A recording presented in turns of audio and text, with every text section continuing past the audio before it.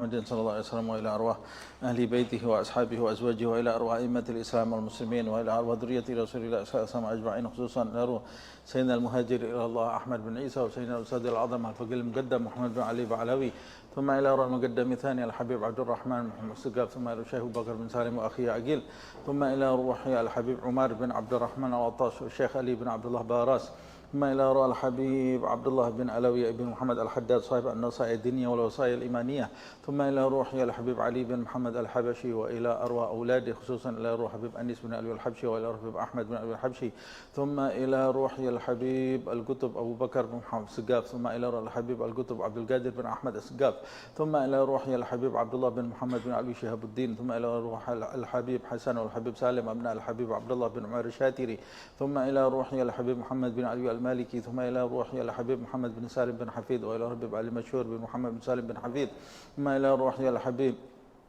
أبو بكر العدني بن علي المشهور، وإلى روح الحبيب علي بن جعفر الإدروس، وإلى أرواح أولياء الله من مشارق الأرض إلى مغاربها، وإلى أرواح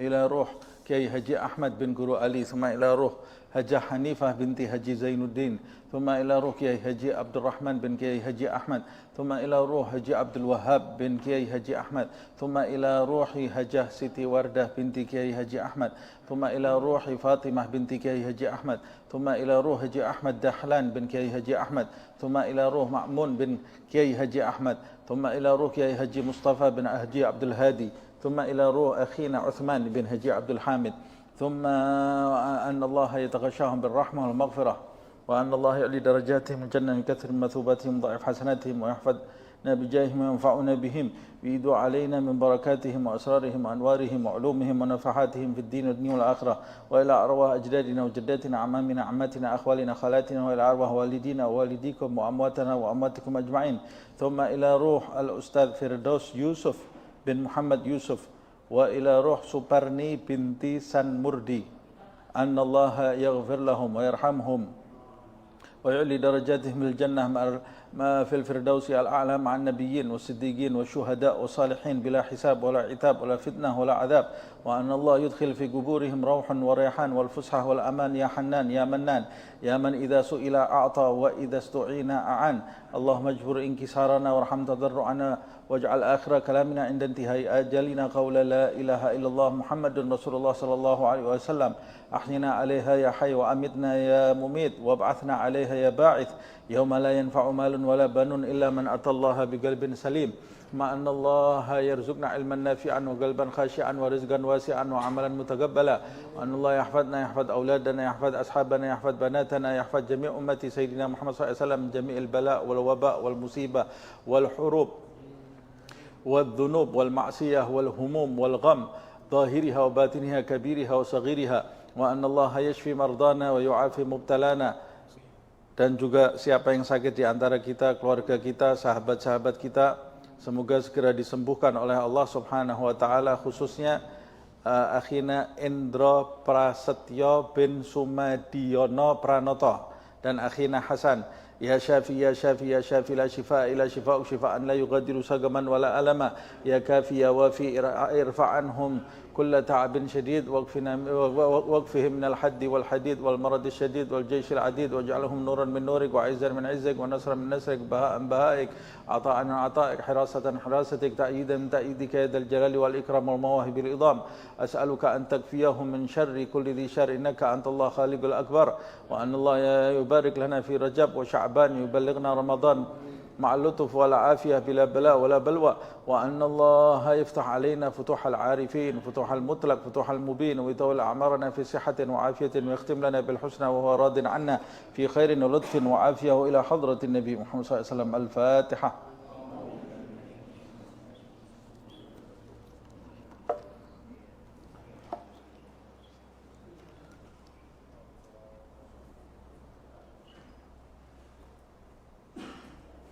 Bismillahirrahmanirrahim. Alhamdulillahirrabbilalamin. Allahumma salli wa sallim ala Sayyidina Muhammad wa ala ali Sayyidina Muhammad.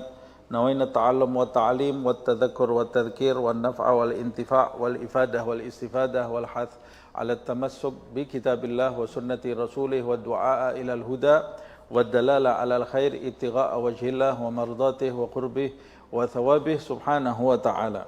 Kita lanjutkan kajian kitab An-Nasaih Ad-Diniyah karya Al-Imam Abdullah ibn Alawi ibn Muhammad Al-Haddad.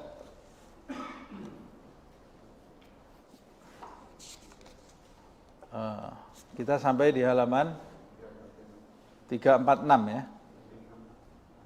345 selesai kan?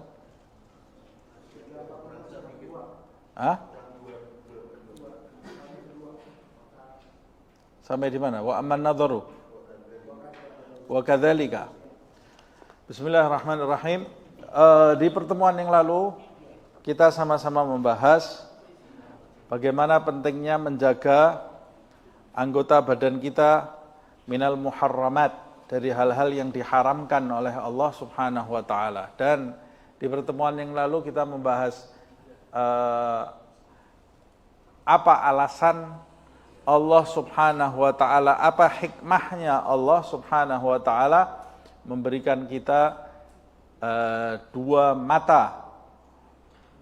Dua mata ini atau penglihatan ini termasuk kenikmatan yang agung yang diberikan Allah Subhanahu wa taala kepada hambanya, agar sang hamba tersebut memandang keajaiban ciptaan Allah Subhanahu wa taala yang terdapat di bumi dan di langit, agar bertambah melalui pandangannya tersebut pengetahuannya tentang Allah Subhanahu wa taala dan keyakinannya terhadap Tuhannya, juga bertambah ketaatannya dan bertambah ketundukannya kepada Allah Subhanahu wa taala. Kedua mata itu juga diciptakan oleh Allah Subhanahu wa taala agar sang hamba bisa mendapat petunjuk di dalam kegelapan dan membantu hamba tadi untuk memenuhi hajat hidupnya di dunia ini.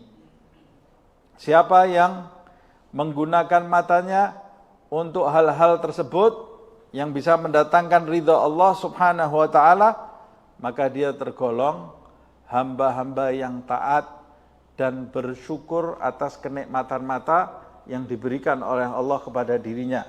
Siapa yang membebaskan matanya, membiarkan matanya menerjang hal-hal yang dilarang oleh Allah Subhanahu wa taala, memandang wanita-wanita yang tidak halal dipandang, memandang foto-foto, gambar-gambar yang bisa membangkitkan birahi yang tidak dihalalkan oleh Allah, maka dia telah bermaksiat kepada Allah dan telah menyodorkan dirinya kepada hukuman dan bencana dari Allah Subhanahu wa taala. Falyahdharil mu'min min dzalika kullal hadari, kata beliau, hendaklah seorang yang beriman betul-betul yakin kepada Allah, yakin akan hari pembalasan, hendaklah dia berhati-hati, sangat berhati-hati dari memandang, menggunakan kedua matanya untuk memandang hal-hal yang tidak diridhai Allah tersebut, termasuk diantaranya memandang kepada saudaranya sesama muslim dengan pandangan ihtigar, istisghar dan istighfaf, pandangan meremehkan, pandangan menganggap saudaranya itu kerdil, dan juga memandang saudaranya dengan tujuan mencari aib, tajassus, memata-matai saudaranya. Ini yang sudah kita pelajari di pertemuan yang lalu. Qala al-musannif wa nafa'ana bihi fid dharain. Wa kadzalika yanbaghi lahu an la yukthira an-nadhar ila syahawatid dunya wa mubahatiha, dan di samping seorang hamba itu menjaga matanya dari hal-hal yang diharamkan Allah Subhanahu wa taala, hendaklah dia juga menjaga matanya dari terlalu sering memandang syahwat dunia dan hal-hal yang dibolehkan di dunia ini. Bukan haram ini ya, tapi memandang gemerlap dunia. Memandang gemerlap dunia dengan pandangan yang penuh takjub, tapi bukan pada penciptanya, tapi takjub pada keduniawian, sehingga pandangan gemerlap dunia itu merasuki hatinya. Beda orang yang umpamanya memandang kenikmatan dunia karena dia kagum terhadap pencipta. Ada orang memandang kenikmatan dunia karena asyik terhadap dunia. Asyik terhadap suasana dunia. Asyik terhadap gemerlap dunia. Umpamanya gemerlap lampu di malam hari. Keindahan lampu di malam hari. Kagum takjub terhadap benda-benda duniawi. Takjub terhadap kecanggihan-kecanggihan duniawi. Merasuki hatinya. Mengapa kita tidak diperbolehkan memandang hal-hal seperti itu? Dosa atau tidak? Tidak dosa. Tidak berdosa, itu halal kok. Yang dosa itu jelas. Sudah kita bahas yang dosa itu yang di atas. Ini yang tidak diperbolehkan lagi, memandang hal-hal yang mubah, tapi menyukai pandangan tersebut dan seringkali membebaskan matanya memandang hal-hal yang mubah tersebut. Kenapa tidak diperbolehkan juga? Ini di garis bawah ini ya. Allati tad'u an-nafsa ila raghbah fiha. Jadi pandangan mubah yang seringkali terus-menerus dia lepaskan memandang hal-hal yang mubah tersebut, yang pandangan tersebut menyeru nafsunya, menyeru syahwatnya untuk raghbah fiha, untuk mendambakan barang-barang tersebut. Lihat rumah indah, mendambakan rumah yang indah. Lihat mobil indah, gila dia, mendambakan mobil yang indah. Lihat HP yang indah, kemudian dia mendambakan HP yang indah. Lihat pakaian yang indah, bergerak nafsunya mendambakan keindahan pakaian tadi. Begitu juga sepatu, atau hal-hal lainnya duniawi, hal-hal yang bersifat duniawi. Berdosa atau tidak? Tidak berdosa. Tapi pandangan yang membangkitkan keinginan-keinginan duniawi itu, fa inna dzalika rubbama farragal qalb. Kenapa dilarang? Karena pandangan-pandangan yang membangkitkan keinginan-keinginan duniawi itu dapat memecah fokus kita di dalam hati. Kita nanti menjalani hidup ini jadi tidak fokus lagi. Fokus untuk apa? Sebetulnya fokus dalam banyak hal. Cuma fokus yang dimaksud di dalam ucapan ini adalah fokus terhadap tujuan kita diciptakan di muka bumi ini apa? Tujuan kita diciptakan di muka bumi ini untuk menyembah Allah Subhanahu wa Ta'ala, mempersiapkan diri kita untuk mengambil bekal menuju ke negeri akhirat. Kalau kita terlalu banyak memikirkan hal-hal duniawi, walaupun itu mubah, hal-hal duniawi, walaupun itu mubah, maka itu akan menyibukkan hati kita dari memikirkan akhirat. Sebab hati seseorang itu tidak bisa dihuni dengan dua keinginan dan dua tujuan. Kamu menginginkan akhirat atau menginginkan dunia. Kamu bertujuan akhirat atau bertujuan dunia. Tidak bisa dua-duanya. Kalau hati kamu sibuk memikirkan dunia, maka hati kamu akan meninggalkan akhirat. Tapi kalau hati kamu sibuk memikirkan akhirat, maka kamu akan meninggalkan pikiran-pikiran duniawi atau keinginan-keinginan duniawi. Nah, dari mana caranya kita ini bisa menjadikan hati kita ini fokus memandang akhirat. Tujuan kita terus ke depan, ke akhirat. Caranya adalah dengan menundukkan pandangan kita terhadap benda-benda duniawi yang bisa merasuk ke dalam diri kita, membangkitkan keinginan-keinginan nafsu kita untuk mendapatkan itu, sehingga menjadikan kita berpaling dari tujuan kita yang sebenarnya. Nah, ini memang lebih susah, karena memang ini orang yang biasa menundukkan pandangan mata dari hal-hal yang mubah, kalau lambat laun dia lakukan ini terus, maka kecintaan terhadap dunia ini akan keluar di dalam hatinya, dan dia akan menjadi seorang zahid. Seorang zahid itu orang yang hatinya ini meninggalkan keinginan-keinginan duniawi. Itu ada langkah-langkahnya. Langkah pertama memang menutup mata dulu dari hal-hal yang haram. Kalau hal-hal yang haram saja tidak bisa kita tinggalkan dari mata kita, dari mana kita bisa meninggalkan hal-hal yang mubah yang bisa mengganggu konsentrasi kita? Yang haram dulu ditinggalkan. Itu yang darurat. Yang haram dulu kita tundukkan. Kita latih dulu mata kita dari meninggalkan hal-hal yang haram. Nanti kalau sudah berhasil, kita palingkan mata kita dari hal-hal yang mubah, yang tidak kita perlukan untuk bertahan hidup. Umpamanya, kalau saya gila melihat dunia, ya pasti akan sibuk otak saya memikirkan bagaimana keindahan duniawi tersebut dan bagaimana saya harus mendapatkan itu. Saya sering memberi contoh aja.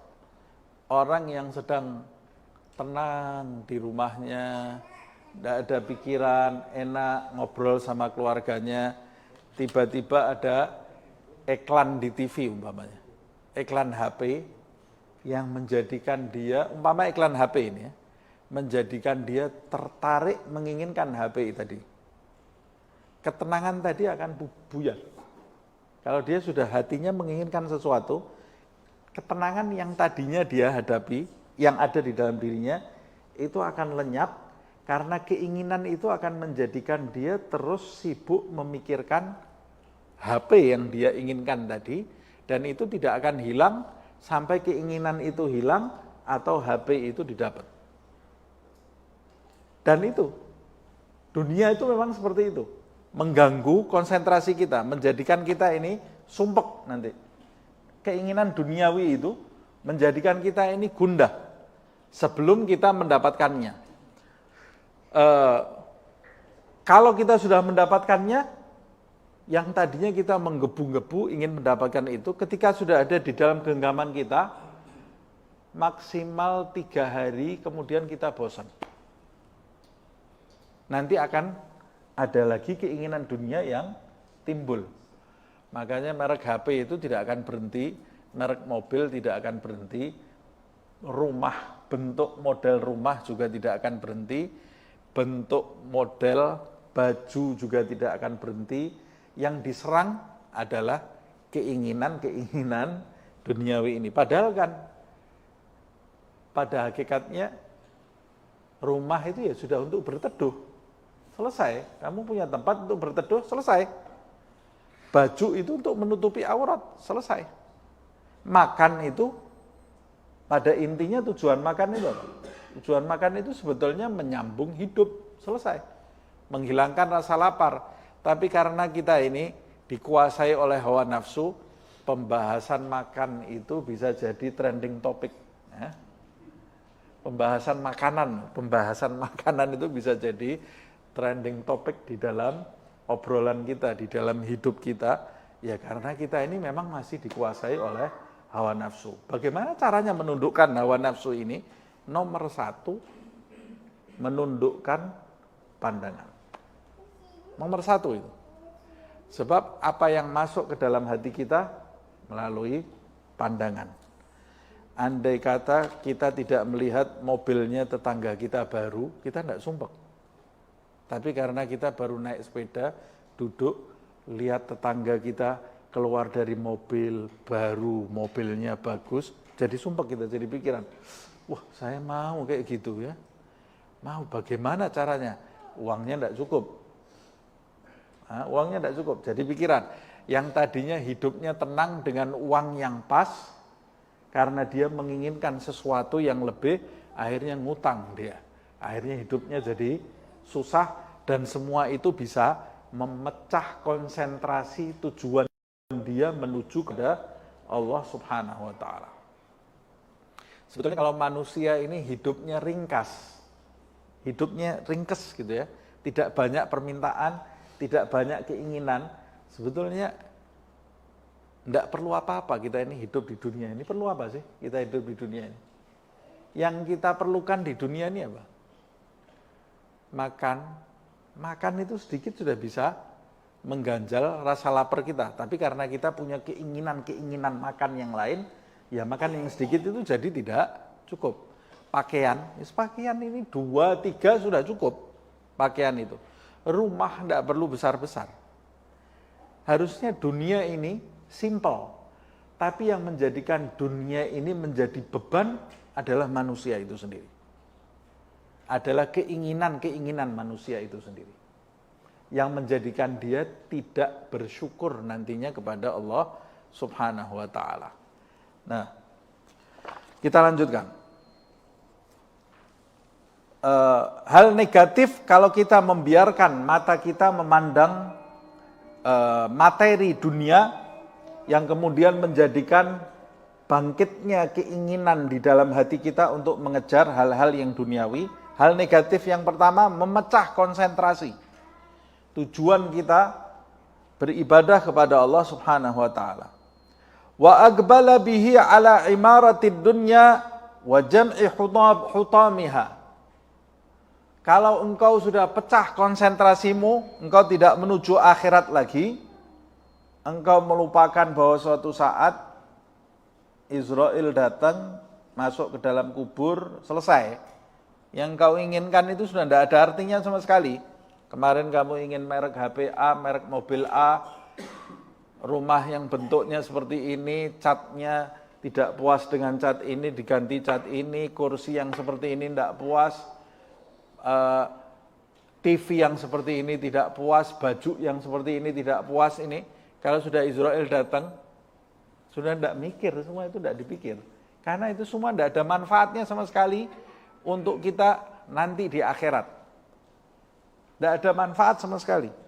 Nah, tapi kalau sudah pecah konsentrasi kita, kemudian menjadikan kita lupa bahwa suatu saat kita ini akan menuju ke negeri akhirat, mata kita kemudian tertuju kepada materi-materi benda duniawi, maka pada saat itu timbul keinginan yang besar di dalam diri kita untuk memiliki apa yang kita lihat dari materi dunia itu, lalu kemudian kita bergerak yang seharusnya kita mengumpulkan bekal untuk akhirat, kita menjadi salah arah mengumpulkan bekal untuk dunia, bukan untuk akhirat.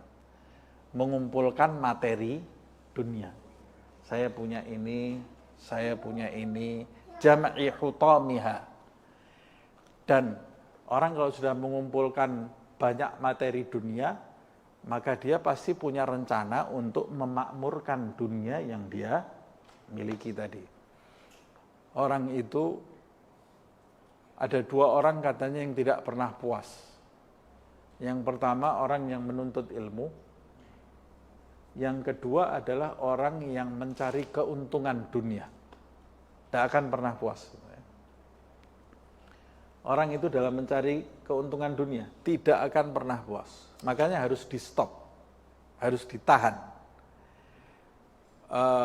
Waktu dia punya uang 100.000, berdoa kepada Allah minta 1 juta.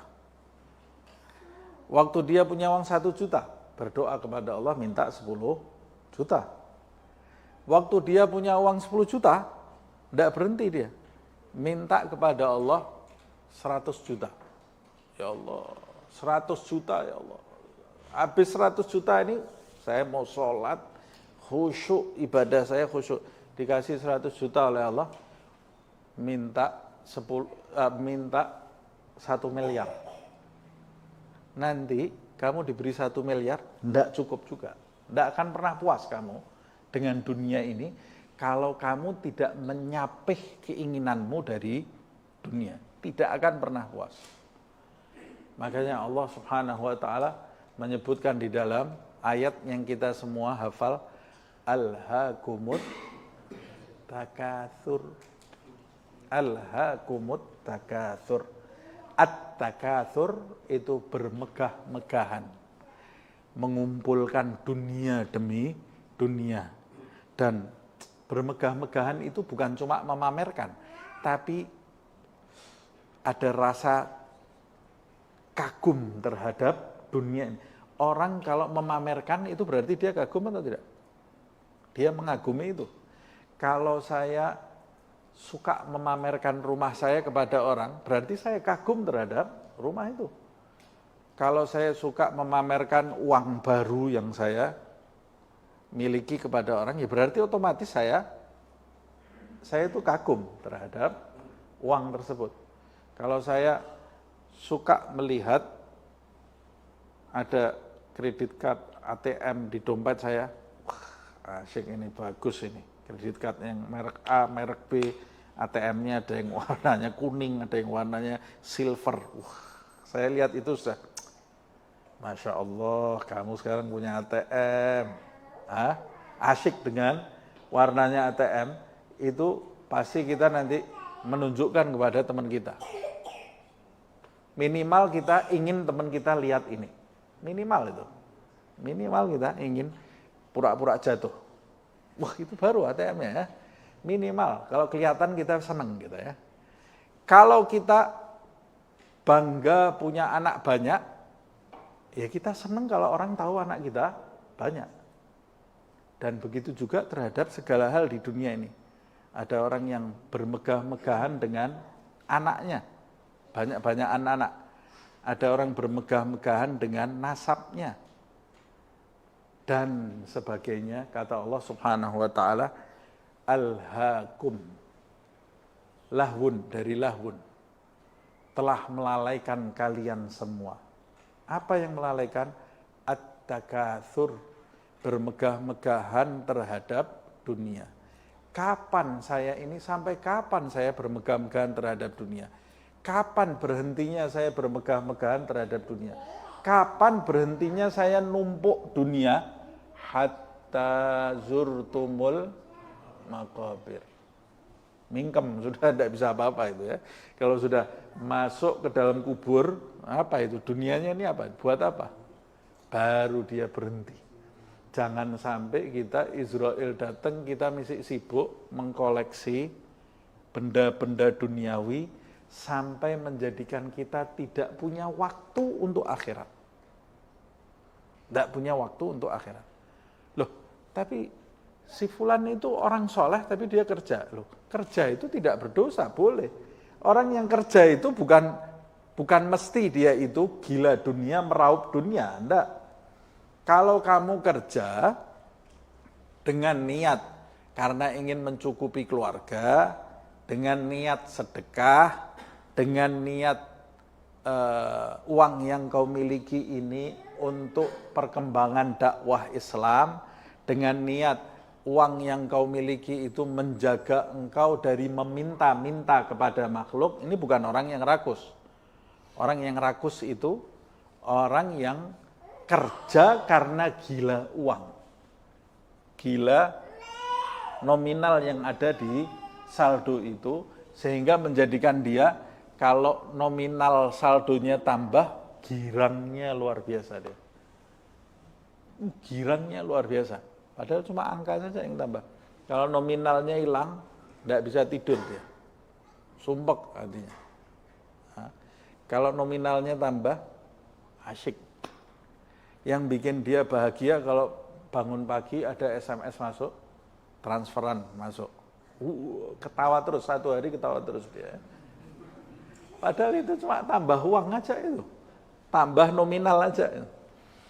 Kata Allah Subhanahu wa taala di dalam ayat suci Al-Qur'an, wailul likulli humazatil lumazah, orang-orang kafir yang tidak kenal Allah Subhanahu wa taala yang tidak kenal negeri akhirat. Tidak kenal dia negeri akhirat. Ya sudah, hidupnya ini kepentingannya untuk dunia ini saja. Dia tidak kenal dengan akhirat. Kata Allah Subhanahu wa taala, alladzi jama'a malan wa addada. Hidupnya sehari-hari, jangan sampai kita seperti orang kafir itu ya. Alladzi jama'a malan wa addada. Hidupnya ngumpulkan uang sama ngitung uangnya di saldo ini. Uang masuk, uang keluar, uang masuk, uang keluar. Sudah, itu yang buat dia sedih dan buat dia bahagia. Loh Ustaz, saya ini kerjanya jadi bendahara loh, nyatat uang masuk, uang keluar. Jadi gimana? Saya kayak orang kafir. Enggak lah, itu kan mencatat uang masuk, uang keluar, perjanjian itu dianjurkan di dalam ayat suci Al-Quran. Kalau kita mau jual beli, itu juga dianjurkan kita mencatat, tidak ada salahnya. Tapi ini yang dimaksud alladzi jama'a malan wa addadah, maksudnya ya dia sehari-harinya itu yang menjadikan dia bahagia itu masuknya kekayaan, dan dengan menghitung-hitung kekayaan itu dia merasa dirinya aman. Wah, lihat saldonya, saldo saya seperti ini, aman saya. Ketawa dia, aman. Terus lihat orang yang tidak seperti dia saldonya, kesian ini. Ini orang mengkhawatirkan ya. Orang ini mengkhawatirkan. Kalau kamu, oh saya aman, saldo saya penuh kok. Saldo saya kan penuh, aman saya. Ini kepalanya orang kafir seperti ini. Kepalanya orang yang tidak kenal Allah Subhanahu wa taala. Isi kepalanya orang yang tidak tahu negeri akhirat. Isi kepala orang yang diracuni oleh keinginan-keinginan duniawi. Na'udzubillah min dzalik. Kata Allah, jama'a malan wa addadah. Dia ngumpulkan uang, ngitung-ngitung uang. Apa kata Allah? Yahsabu anna malahu akhladah.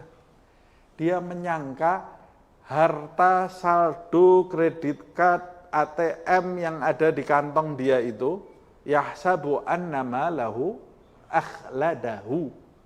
Ini Allah yang berbicara nih. Dia menyangka hartanya itu bisa menjadikan dia ini kekal hidup di dunia ini. Yahsabu anna malahu akhladah. Kalla, kata Allah. Sekali-kali tidak. Uang kamu itu tidak bisa berbuat apa-apa untuk kamu. Kamu punya saldo sebesar apapun, ketika sakit, ya paling uang kamu bisa buat bayar obat sama dokter, tapi tidak bisa menyembuhkan sakit kamu. Tidak bisa menyembuhkan sakit kamu. Kamu punya kekayaan sebesar apapun, kalau hati kamu sumpek, gundah, saldo kamu itu tidak bisa menyembuhkan gundah kamu. Uang itu tidak bisa digunakan untuk membeli kedamaian, tidak bisa digunakan untuk membeli kebahagiaan, tidak bisa digunakan untuk membeli ketenangan, tidak bisa digunakan untuk membeli keselamatan. Tidak bisa sama sekali. Jadi jangan bahagia kalau kita punya banyak uang. Bahagia boleh kalau punya banyak uang, jika uang itu bermanfaat untuk kepentingan akhirat. Tapi kalau uang itu menjadikan kita setiap hari ngitung-ngitung saldo kita aja, tidak ada yang keluar, zakat tidak keluar, sedekah ya tidak, ini jangan bangga punya uang seperti ini. Ini uang seperti ini jadi penyakit. Jadi penyakit untuk diri kita. Na'udzubillah min dzalik. Nah, awal mulanya dari apa? Ya dari membiarkan mata sehingga kerasukan cinta terhadap benda-benda duniawi. Dan sama sekali itu tidak mendatangkan manfaat, justru menjadikan kita ini nanti malas beribadah, bahkan melalaikan kematian. Nanti ketika Israel datang, tidak ada kesempatan kita ini, tidak punya bekal kita untuk menyongsong negeri akhirat. Na'udzubillah min dzalik, karena kita habiskan waktu kita ala imaratid dunya wa jam'i hutamiha. Andai kata memakmurkan dunia itu hal yang bermanfaat, maka Nabi Muhammad SAW pasti memakmurkan rumahnya. Nabi Muhammad SAW pasti memakmurkan rumah-rumah anaknya. Tapi rumahnya Nabi Muhammad SAW ini rumah paling sederhana sekali. Kamarnya Nabi Muhammad SAW dengan Aisyah disebutkan di dalam riwayat, kata Aisyah, Rasulullah itu kadang-kadang kalau tidur di kamar bersama aku lihat beliau tengah malam itu bangun melakukan sholat. Kalau dia sholat, ruangan ini, kamar ini tidak cukup untuk sholatnya Rasulullah SAW.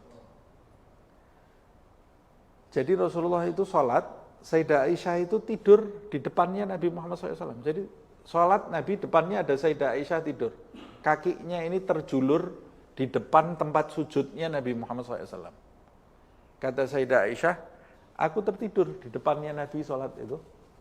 Nanti kalau dia mau sujud, kalau Rasulullah mau sujud, Nabi memberi isyarat, menepuk kakinya Sayyidah Aisyah, kemudian aku tekuk kakiku, kemudian Nabi sujud. Tidak cukup, untuk sujudnya Nabi tidak cukup. Kalau aku duduk, kalau Nabi itu kemudian berdiri, aku julurkan lagi kakiku. Ketika Nabi nanti mau sujud, aku tekuk lagi kakiku. Begitu sederhananya rumah tangganya Rasulullah SAW. Padahal kalau Rasulullah mau, gunung emas menawarkan dirinya untuk dimiliki Nabi Muhammad. Ditolak oleh Rasulullah SAW. Begitu juga keluarganya Nabi Muhammad SAW, Sayyidah Fatimah Zahra. Seperti itu kondisinya. Saya seringkali menceritakan. Dan begitu juga para sahabat Rasulullah Sallallahu Alaihi Wasallam. Saya tidak mengajak kita semua mulai besok hidup miskin, tidak. Tapi kita boleh mencari harta, tapi jangan sampai harta itu merasuki jiwa kita sehingga menjadikan kita lupa bahwa suatu saat harta ini akan kita tinggalkan untuk ahli waris. Saya mati nanti tidak bawa harta, tapi saya mati membawa amal. Jangan sampai persiapan bekal kita ke akhirat itu mengalahkan persiapan bekal kita untuk dunia yang akan kita tinggalkan. Manusia, rata-rata manusia itu dia bekerja untuk masa tua atau tidak? Untuk masa tua. Rata-rata manusia bekerja untuk masa tua. Kenapa? Masa tuanya nanti saya umur 50 tahun, 45 tahun saya mau pensiun. Jadi saya sekarang kerja mati-matian untuk masa tua saya. Waktu dia kerja itu, siang disambung malam, malam disambung siang. Nah, kenapa dia ini tidak memikirkan kerja untuk negeri akhirat? Padahal kerja untuk dunia ini memakan waktu yang lumayan lama itu ya. Memakan waktu yang lumayan lama, dan ketika sudah terkumpul dunianya masa 40 tahun umpamanya. 40 tahun gitu ya. Ada enggak orang sekarang 40 tahun pensiun? Jarang. Berapa tahun umur berapa pensiun itu? 55 gitu ya. 55. Dia kerja terus ini kan. Mulai kerja umur berapa? Umur 20 umpamanya atau 25. Kerja dia. Umur 55. Untuk pensiun di hari tua? Iya, kerja mati-matian dia. Umur 55, dah, sekarang saya enggak kerja. Umur 63 mati. Jadi dia kerjanya berapa tahun? Dinikmatinya berapa tahun? Dinikmati itu berapa tahun? Kerja, umpamanya dia 25 tahun. 5 tahun, sampai umur 55 berapa tahun jadi? 30 tahun, umur 55, pensiun dia, umur 60 mati. Jadi dia ini kerja 30 tahun untuk kenikmatan 5 tahun. Untuk kenikmatan 5 tahun itu dia bisa kerja mati-matian melek malam, mikir dia tidak pakai berhenti ini, mikirnya ini. Obrolannya cuma kerjanya itu. Nggak males dia. Tapi akhirat itu berapa tahun? Kenikmatan akhirat.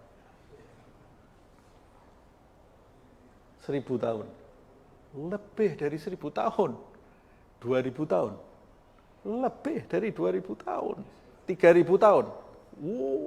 Lebih dari 3000 tahun. Satu harinya kata Allah, ka'alfi sanatin mimma ta'uddun. Satu harinya akhirat itu seperti 1000 tahun kamu satu harinya. Tapi kita malas. Siap-siap untuk akhirat. Jadi kalau kita pikirkan, kesenangan akhirat ini tak terhingga tahun, kerjanya kita di dunia ini, mulai ibadah kita, genahnya ibadah umpamanya 10 tahun atau 15 tahun, sampai 60 tahun, itu berapa tahun, Cok?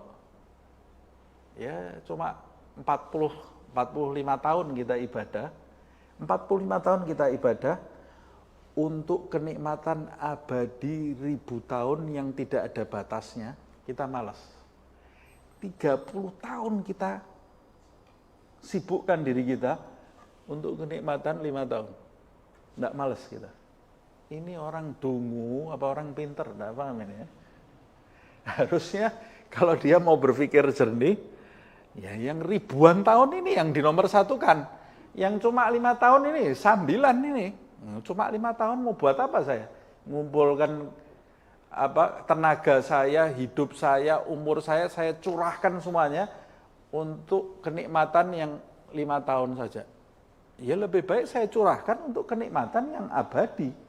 Tapi karena bodohnya kita, kerasukan jiwa kita dengan dunia, kita lupa terhadap akhirat. Dari mana saya kok kerasukan terhadap dunia?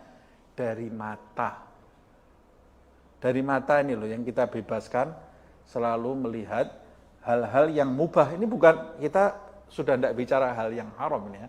Ini alasan, saya mau menjelaskan alasan mengapa para imam, para ulama memerintahkan kita juga menundukkan pandangan mata kita dari hal-hal yang mubah. Karena memang dunia ini mengganggu. Di antara jerat atau rintangan manusia dalam mendekat kepada Allah Subhanahu wa taala adalah gemerlap dunia ini. Allah sendiri menyebutkan kullu nafsin dha'iqatul maut fa innama tuwaffawna ujurahum yaumal qiyamah faman zuhziha 'anil nar wa udkhilal jannah faqad faz wa mal hayatud dunya. Allah sendiri sudah mengingatkan kehidupan dunia itu hanya kehidupan yang mata, kesenangan al-ghurur. Al-ghurur itu yang menipu, kesenangan yang menipu. Nabi Muhammad SAW mengibaratkan dunia itu seperti nenek-nenek tua yang bersolek. Nenek-nenek bersolek. Kira-kira kita mau enggak kita kawin sama nenek-nenek bersolek? Ya Allah ya, enggak mau saya nenek-nenek bersolek. Tapi banyak yang asik ya dengan nenek-nenek bersolek ini. Nabi mengumpamakan dunia itu seperti nenek-nenek yang pakai lipstik, pakai merah-merah di sini, pakai celak, pakai ini dandan rambutnya di. Tapi nenek-nenek sudah tua, keriput semuanya. Tapi banyak yang mengejar kata Rasulullah SAW. Sedangkan akhirat itu diumpamakan seperti wanita yang cantiknya luar biasa. Banyak yang menolak, ternyata banyak orang gila. Banyak orang gila. Banyak orang waras yang dianggap gila, banyak orang gila yang merasa waras. Ini zaman kita ini.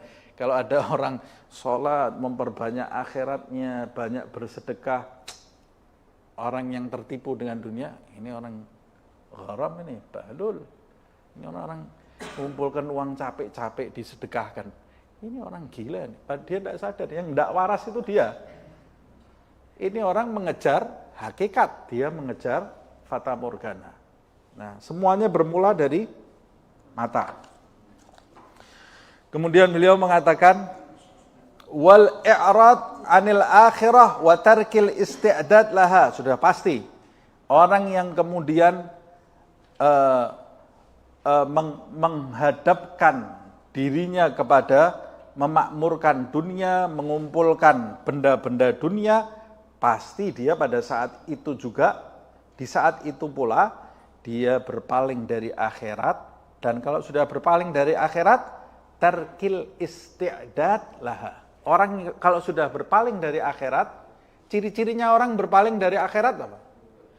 Ciri-cirinya orang yang condong kepada dunia, ya dia berusaha mengumpulkan dunia tadi. Dunia itu tidak mesti uang loh ya, macam-macam gitu ya. Dia pasti mengumpulkan apa yang dia sukai dari dunia ini. Ciri-cirinya orang yang suka terhadap akhirat, ya dia pasti mengumpulkan akhirat. Banyak ibadah, banyak hal-hal yang mengarahkan dia kepada akhirat, itu pasti sering dia lakukan. Zikir, sholawat. Orang yang berpaling dari dunia, ciri-cirinya, ya seperti orang yang meninggalkan, ditawari apa-apa, saya tidak perlu itu. Ini orang yang betul-betul berpaling dari dunia. Orang yang berpaling dari akhirat, ya seperti itu. Kalau sudah a'rada 'anil akhirah, dia al-i'rad 'anil akhirah, dia berpaling dari akhirat, ciri-cirinya wa tarkil isti'dad laha. Dia meninggalkan persiapan untuk menyongsong akhirat. Salatnya sedikit, puasanya sedikit, baca Al-Qur'annya sedikit, zikirnya sedikit. Kalau akhirat, kalau giliran akhirat, kamu bacanya kok semua seperti itu? Ya sudah, untung saya baca ini. Untung saya sholat. Kamu tidak pakai sholat qobliyah, sholat ba'diyah, sholat fardu aja sudah untung saya ini. Untung saya sholat fardu. Ya sedikit persiapannya, karena dia tidak condong kepada akhirat. Ya. Loh, kamu tidak pernah baca Al-Quran? Saya baca Al-Qurannya sebulan sekali. Atau saya baca Al-Qurannya kalau Ramadan saja. Kenapa kok tidak baca setiap hari? Ya sudah, untung saya baca Al-Quran Ramadan setahun sekali. Kenapa kok tidak dunia seperti itu? Kamu makannya kok sedikit? Ya sudah, untung saya makan ini, yang penting saya hidup. Harusnya kan dunia yang seperti itu kan. Harusnya dunia itu, ini yang penting saya hidup, makan ini. Tapi giliran dunia, tidak cukup dia makan dengan satu lauk saja. Nasinya harus yang ukurannya pas, terlalu lemes tidak mau, terlalu keras tidak mau. Terus tempenya harus pas ukurannya, kalau tempenya kering dia tidak mau tempe. Semua ada dalilnya ini ya. Nasi pakai dalil, tempe pakai dalil, telurnya pakai dalil. Semua nanti kalau sudah sedia ini semua makan ini saja sudah cukup sebetulnya. Nasi, tempe, kecap, sudah cukup sebetulnya. Enggak, kurang. Tambah ini supaya nikmat, diberi ini, diberi ini, diberi ini. Dalil komplit, madhabnya ada sendiri ini. Madhabnya makan pagi, madhabnya makan siang, madhabnya komplit.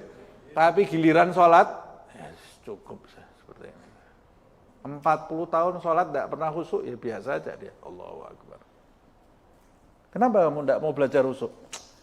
Males, yang penting saya kan gini sudah selesai. Karena pola pikirnya ini yang salah. Yang ini sudah dirasuki oleh keinginan-keinginan dunia. Saya tidak mengatakan orang-orang yang seperti itu, orang-orang yang sesat, enggak.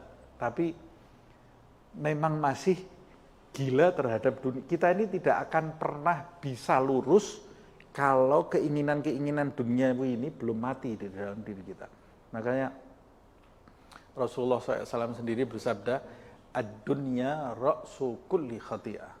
Dunia itu sumbernya segala kesalahan. Sumbernya segala kesesatan. Habib Abdullah bin Alawi Al-Haddad ini, penulis kitab ini, mengajarkan doa, bisa kita baca setiap habis sholat fardu, Allahumma akhrij min qalbana kulla qadarin lid dunya wa kulla mahallin lil khalq yamilu bina ila ma'siyatika au yushghiluna an ta'atika au yahulu bainana wa bainat tahaqquqi bi ma'rifatikal khassatan wa mahabbatikal khassah. Dia mengatakan, ya Allah, keluarkanlah dari dalam lubuk hatiku cinta terhadap dunia sampai ke akar-akarnya. Keluarkan ya Allah. Doa, minta kepada Allah Subhanahu wa taala. Karena yang memberi rasa cinta, yang mencabut rasa cinta itu Allah Subhanahu wa taala. Tapi ya kita harus ikhtiar. Tidak bisa kita doa tok kemudian tetap mata kita bebaskan, tidak bisa. Tapi minta kepada Allah Subhanahu wa taala. Ya Allah, cabut dari dalam hatiku rasa cinta terhadap dunia ini sampai ke sel-selnya, sampai ke akar-akarnya. Cabut ya Allah. Cinta terhadap dunia yang menjadikan aku itu lalai dari amal taat, berbuat amal taat kepadamu. Yang menghalangi aku dalam mengenalimu. Dan dalam menghalangi aku dalam mendapat cintamu. Karena orang yang di dalam hatinya masih ada dunia, tidak mungkin dia mendapat ma'rifat Allah Subhanahu wa taala. Tidak mungkin dia mendapat cinta Allah Subhanahu wa taala. Beliau mengatakan fahafidh wal i'rad 'anil akhirah wa tarkil istihdad. Fahifdhin nazar 'an dzalika muhimmun wa muta'akkidun. Nah, kalau engkau sudah mengetahui hal ini, maka memandang pandangan dari hal-hal seperti itu termasuk perbuatan yang sangat penting sekali dan dipastikan jangan sampai kamu tinggalkan. La siyama, terutama pentingnya menundukkan pandangan mata dari hal-hal duniawi ini. La siyama, lebih penting lagi, alal mutawajjihin al-muqbilin 'ala Allah wad daril akhirah, untuk mereka yang punya cita-cita menyongsongkan, menghadapkan, mengarahkan jiwanya, batinnya, hatinya menghadap kepada Allah dan negeri akhirat. Kamu kalau punya cita-cita kepingin jadi hamba yang punya kedudukan di sisi Allah, kepingin jadi wali Allah. Orang zaman sekarang kan, ya Allah, kepingin saya jadi wali Allah. Keinginan yang bagus itu, cita-cita yang bagus. Ya Allah, saya ingin dapat kedudukan di sisi Allah Subhanahu wa taala. Wah, itu cita-cita yang bagus, keinginan yang bagus. Ya Allah, saya ingin dapat kedudukan di surganya Allah Subhanahu wa taala. Ya Allah, itu cita-cita yang luar biasa. Caranya bagaimana? Caranya diantaranya dengan menundukkan pandangan mata dari dunia. Tujuannya supaya kita ini terputus keinginan-keinginan duniawi kita, kemudian kita menjadi orang yang zuhud mengarah kepada negeri akhirat. Nah, itu baru menjadi, kalau kita sudah menjalani hal yang seperti ini, kita ini baru mengarah kepada jalannya para wali. Ini kamu sudah di relnya para wali, tinggal sampai ke situ gitu ya. Masih di perjalanan tapi ya, belum jadi itu ya, masih di perjalanan. Tapi kamu sudah di relnya. Kalau kamu belum melewati jalan ini, ya kamu di stasiunnya saja belum. Nah, baru di rumah, pakai sarung, belum kemana-mana. Ya Allah, saya kalau ke Jakarta enak ini ya kalau ke Jakarta. Atau saya kalau pergi ke Surabaya enak ini. Tapi tidak ke stasiun, tidak pernah beli tiket, tidak pernah di dalam keretanya. Ya 10 tahun kamu gitu terus. Nah, sama seperti itu orang zaman sekarang ini. Wah, jadi wali ya Allah, jadi wali, saya punya ingin kedudukan tinggi di sisi Allah Subhanahu wa taala. Tapi jalannya tidak pernah dijalani. Loh, Ustaz, saya kan sudah zikir, sudah sholat sunnah, ya itu membantu. Tapi yang paling penting adalah mujahadah yang sebenarnya itu adalah menundukkan keinginan-keinginan nafsu demi kepentingan Allah Subhanahu wa taala. Nah, mengeluarkan mujahadah itu tahap pertama mujahadah itu menundukkan, ini tahap pertama ini ya, menundukkan seluruh anggota badan kita sehingga tidak berbuat, anggota badan kita ini tidak difungsikan kecuali untuk amal taat. Itu tahap pertama perjalanan rohani. Perjalanan rohani tahap pertama adalah memfungsikan seluruh anggota badan kita ini, tujuh anggota badan kita ini. Nah, ini seperti yang kita bahas ini nanti meningkat ini ya. Memfungsikan anggota badan kita ini untuk hal-hal yang diridhai Allah Subhanahu wa taala. Tidak memfungsikannya untuk hal-hal yang dimurkai Allah. Kalau kita sudah berhasil tahap ini, maka kita akan mendapat titel orang soleh. Orang soleh itu orang yang anggota badannya tidak melakukan hal-hal yang tidak diridhai Allah. Yang dilakukan anggota badannya itu semua diridhai Allah. Belum sampai ke hati loh ya. Kalau orang sudah mencapai tahap pertama ini, dia akan naik ke tahap berikutnya. Tahap berikutnya adalah melenyapkan dari dalam hati karakter-karakter yang tidak terpuji. Ini lebih susah lagi. Sombong, ujub, hasad, ini nanti akan kita pelajari ini ya. Nah, kemudian menggantinya dengan karakter-karakter yang baik. Kalau kita sudah sampai tahap perjalanan yang kedua, di sini nafsu kita akan menjadi nafsu yang tunduk. Karena anggota badan kita baik, karakter hati kita baik. Belum jadi apa-apa itu Mas Ian ya. Ya sudah bagus, sudah bisa seperti itu, sudah bagus. Kalau kita sudah lulus pencapaian kedua, kita masuk ke grade ketiga. Grade ketiganya itu mencabut dari dalam hati kita segala sesuatu selain Allah. Nah, kalau kita di dalam hati kita sepi, hanya ada Allah Subhanahu wa taala, nah pada saat itu kita baru naik ke tingkat pelantikan. Nah, dilantik nanti oleh Allah Subhanahu wa taala sebagai kekasihnya. Mudah-mudahan Allah memudahkan kita jalan mendekat kepadanya.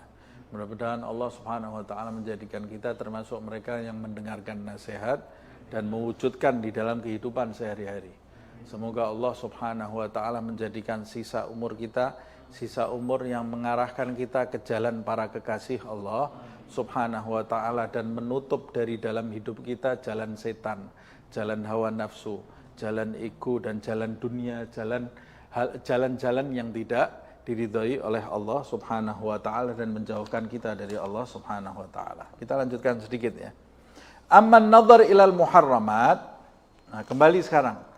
Memandang hal-hal yang diharamkan minan nisa al-ajnabiyyat waswar al-mushtahayat allati la tahil fadzalika muharramun syadidut tahrim.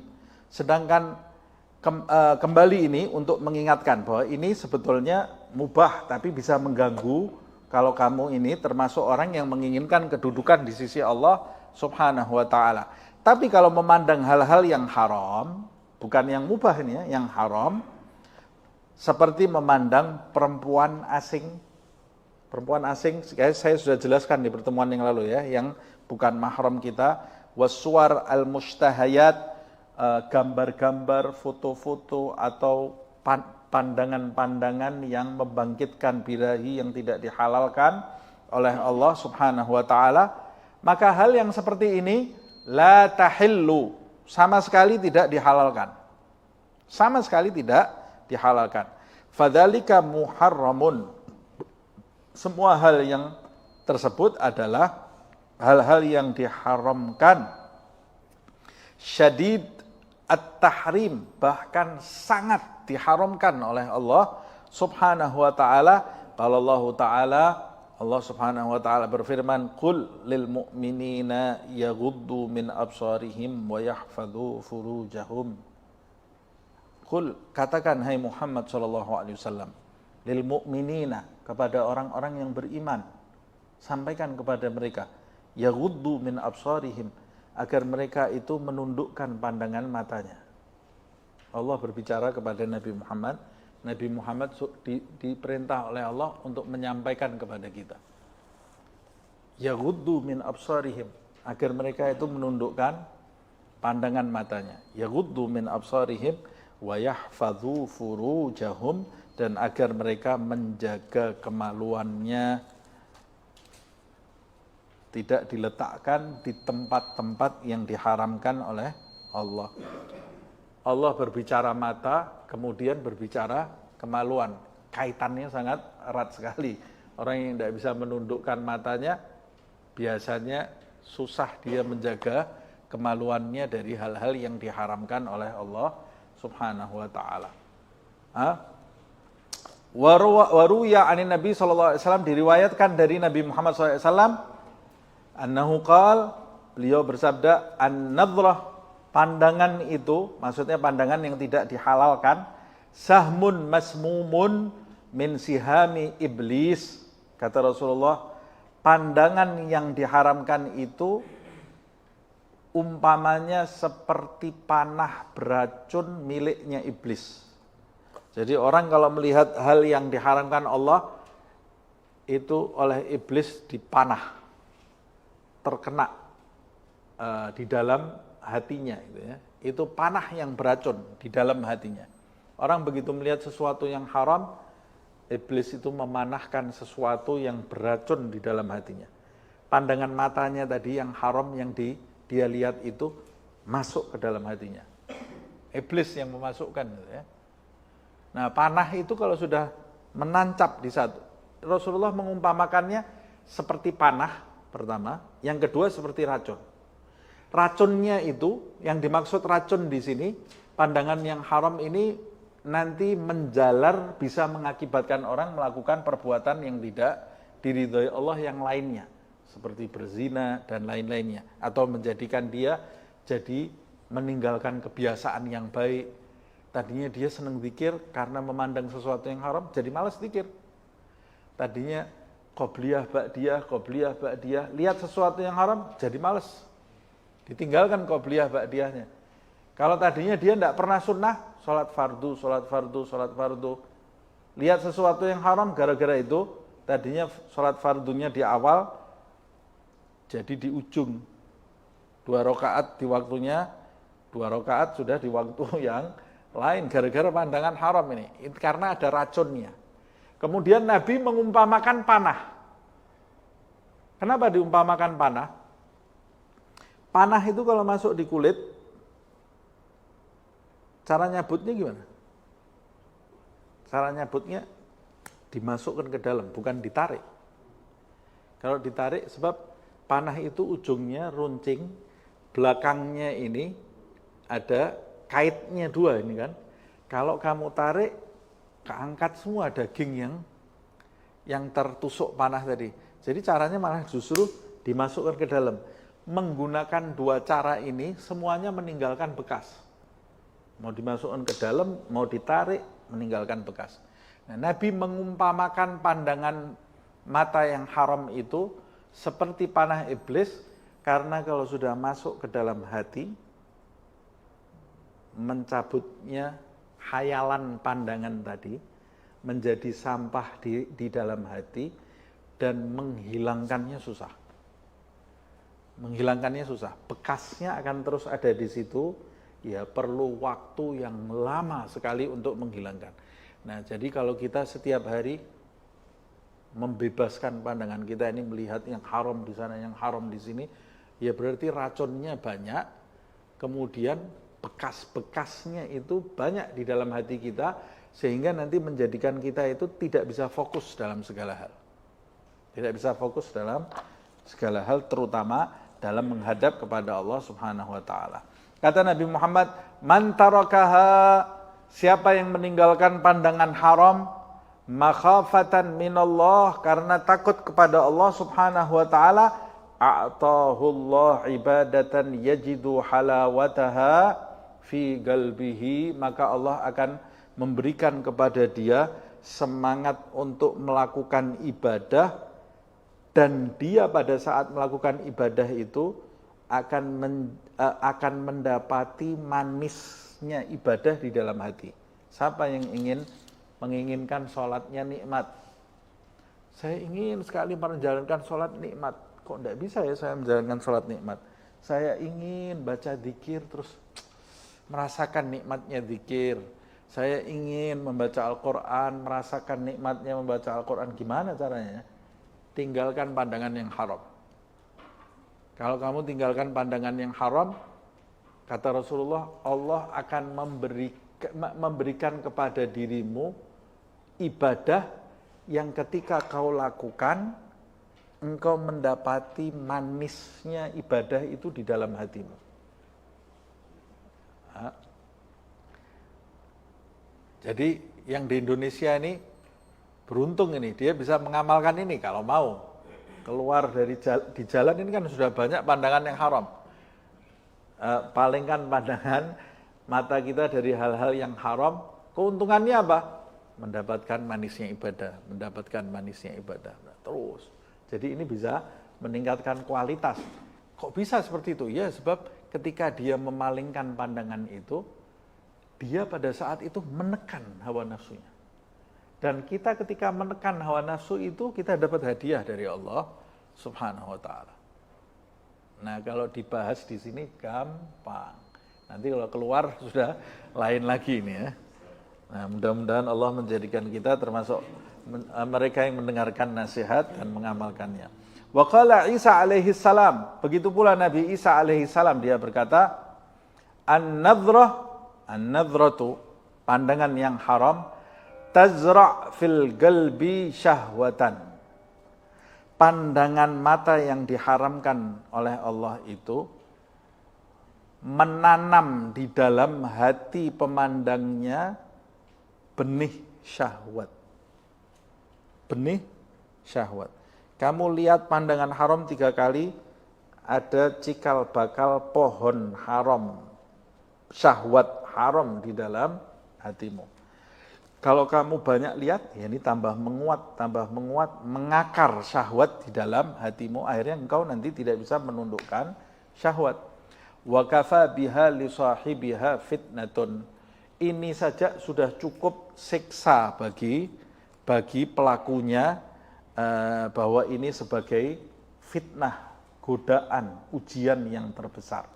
Ini sudah termasuk, kata Nabi Isa, syahwat yang mengakar di dalam hati akibat pandangan mata yang haram, itu sudah cukup sebagai balasan yang setimpal bagi pelaku, orang yang membiarkan pandangan matanya tidak diikat dengan kendali syariat Nabi Muhammad SAW. Nah, wa amal udun kita lanjutkan di pertemuan yang akan datang insyaallah. Ya Rabbana a'tarafna bi anna nagtarafna wa annana asrafna ala ladha ashrafna fatub alaina tauba taghsil li kulli hauba wastur lana al-awrati wa aminir rawati waghfir li walidina Rabbi wa mauludina wal ahli wal ikhwani wa sairil khillani wa kulli dhi mahabba au jiratin au suhba wal muslimina ajma. Amin. Rabbi isma' fadlan wa judan manna la biktisabin minna بالمصطفى الرسول نحظى بكل سول بالمصطفى الرسول نحظى بكل سول بالمصطفى الرسول نحظى بكل سول صلى وسلم ربي عليه عد الحب وآله والصحب عداد طش الصحب والحمد للإله في البدء والتناهي سبحانك اللهم وبحمدك أشهد أن لا إله إلا أنت أستغفرك وأتوب إليك سبحان ربك رب العزة عما يصفون وسلام على المرسلين والحمد لله رب العالمين والعفو منكم.